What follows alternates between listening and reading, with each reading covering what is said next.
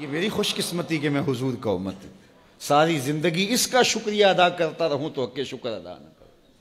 ہم حضور کی امتی، نبی انتظار کرتے رہے، نبی منتظر رہے۔ حضرت خلیل اللہ اللہ کی بارگاہ میں پکار رہے ہیں، ربنا وابعث فیہم رسولا، مالک رسول بھیج دے۔ کوئی کہتا ہے لیسا بفظ ولا بغلظ، وہ ترشرو نہیں ہوگا، سخت مزاج نہیں ہوگا، ماتھے پہ شکنے لانے والا نہیں ہوگا، وہ پیار بانٹنے والا ہوگا، بس وہ آیا جا رہا ہے۔ حضرت عیسیٰ نے تو نام بھی بتا دیا نا، مبشرا برسول یاتی من بعد اسمہ احمد، لوگوں میں جا رہا ہوں، چلو نام بھی بتا دیتا ہوں، میرے بعد جو آنے والا اس کا نام احمد ہوگا۔ نبی انتظار کرتے رہے، 12 نبیوں نے انتظار کیا حضور کی امت میں ہونے کے لیے، تمنا کی۔ نستورہ راہب انتظار کرتا رہا، بحیرہ راہب انتظار کرتا رہا۔ شب ہجر کی سختیاں کوئی اس سے جا کے پوچھے، تیری راہ تکتے تکتے جسے صبح ہو گئی۔ زندگیاں گزار دی انہوں نے۔ سلمان فارسی کی کہانی سن لو، مجوسی کے بیٹے تھے، حق کی طلب میں نکلے، باپ نے گھر سے نکال دیا، ایک پادری کے پاس جا کے رکے، زندگی بھر اس کی نوکری کی۔ جب اس کا آخری وقت آیا، اس نے کہا میری تدفین کے بعد غموریہ چلے جانا، وہاں کا پادری خدا رسیدہ ہے، تجھے اس سے کچھ مل جائے گا۔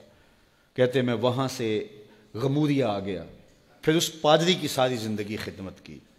جب وہ مرنے لگا تو اس نے کہا کوئی ایسا شخص نہیں ہے جس کے پاس اب میں تجھے بھیجوں، لیکن نبی آخر الزمان کے ظہور کے لمحے آ گئے ہیں، تو یہاں سے یثرب چلا جا، وہ اس نبی کی ہجرت گاہ ہوگی، تیری زندگی سنور جائے گی، تو نے بڑی محنت کی ہے، بڑی نوکری کی ہے میری۔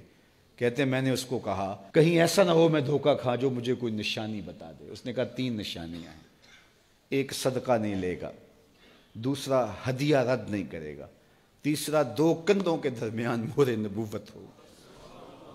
کہتے ہیں میں نے اس کی تدفین کی، یثرب کی جانب جاتے ہوئے ایک قافلے میں شامل ہو گیا، انہوں نے مجھے پکڑ کے اپنا غلام بنا لیا، لیکن میرے پہ مہربانی یہ کی کہ مجھے بیچا جا کے مدینے میں۔ ایک یہودی نے مجھے خرید لیا، میں اس کے باغ میں گوڈی کرتا تھا، کام کرتا تھا، کھجوریں توڑتا تھا، لیکن میں انتظار میں تھا کہ کبھی وہ نبی آخر الزمان آئے تو مجھے دید ہو، کبھی عرش پر، کبھی فرش پر، کبھی ان کے در، کبھی در بدر۔ غم عاشقی تیرا شکریہ، میں کہاں کہاں سے گزر گیا۔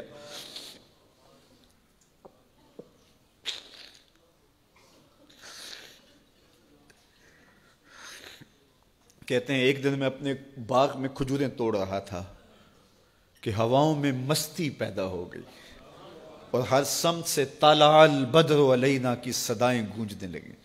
میں سمجھ گیا کہ وہ لمحے آ گئے، میں نے چھلانگ لگا دی اور دوڑ پڑا۔ میرے آقا نے سمجھا شاید غلام بھاگ گیا، اس نے دوڑ کے مجھے پکڑ لیا۔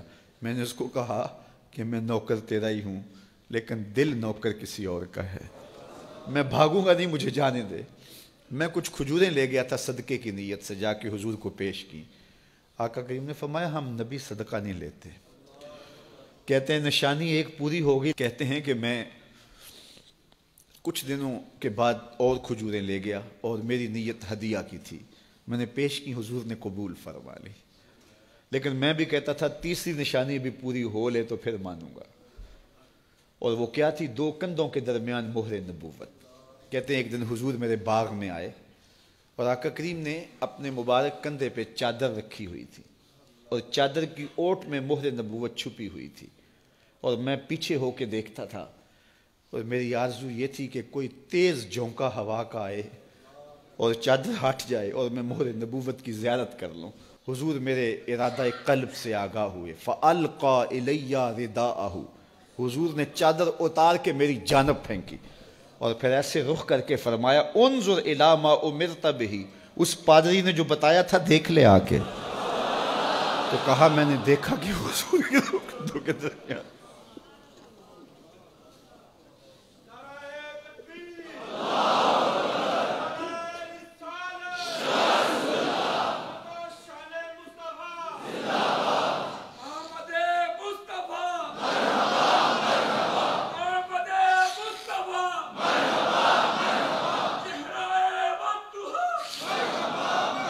شب ہجر کی سختیاں کوئی اس سے جا کے پوچھے، تیری راہ تکتے تکتے جسے صبح ہو گئی۔ ہم نے تو کوئی انتظار نہیں کیا نا، ہم نے تو کوئی دکھ نہیں سہا، ہم سوئے تھے مقدر جاگ اٹھے. ہمارے والد مسجد سے مولوی صاحب کو بلا لائے. انہوں نے کان میں آ کے کہا مبارک ہو تو حضور کا نوکر بن کے آ رہا. میرے والد گرامی ایک شعر جھوم کے پڑھا کرتے تھے, محمد جانے جانا ہے پیغمبر ہو تو ایسا ہو, رسولوں کی بشارت سے مبشر ہو تو ایسا ہو, امر توقیر کا سب کو موکر ہو تو ایسا ہو, کیا ہم کو غلام ان کا مقدر ہو تو ایسا ہو. میں اپنے مقدر پہ قربان نہ جاؤں, آپ اپنے مقدر پہ نثار نہ جائیں. ہمیں وہ نبی ملا جو نبیوں کا نبی.